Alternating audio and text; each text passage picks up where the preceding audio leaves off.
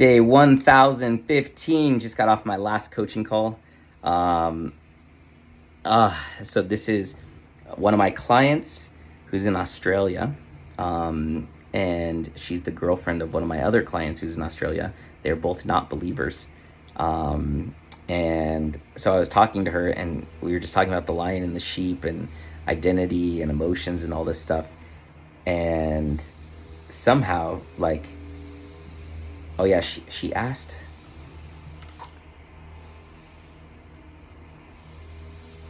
she was on a photo shoot because she's a model, and she was on a photo shoot, and she was saying, like, talking to someone at the shoot, like, about books they read, and she's like, oh yeah, what's one of your favorite books? She's like, I only read one book, it's the Bible. And she was like, wow, really?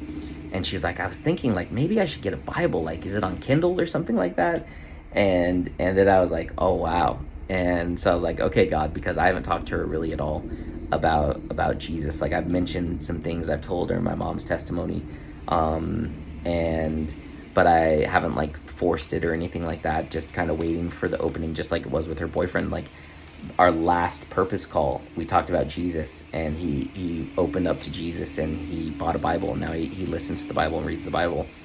And so I just haven't forced it or anything. And so we start having this conversation. I'm like, listen, the only reason why that we met is so that you can be led back to Jesus. Like, Jesus is pursuing you. And she's like, yeah, she's like, everything you say from the Bible, I really love it. Like, I really like it. It resonates with me. And I'm like, yeah, you're meant to be a believer. And she was like, great. And I was like, yeah, so if you have any questions, you have, like, anything around that, like, I'm here to help you. And I was like, honestly, you know, I really only mostly coach believers now. Like, I don't really coach people who are not believers, because I can only be like 40% effective as a coach with you, because there's just certain things that I can't really say that non-believers would understand. And so I'm limited to the amount of transformation I can help someone have. But when I speak to a believer, it's like I'm speaking a different language, and the impact is so much more significant. And so, I typically just coaching only believers. But when I met you and when I met your boyfriend, you guys just had this light. It's like the light of Jesus inside you, and they really do. They have so much, like, they have this level of joy, and just, yeah, it's amazing.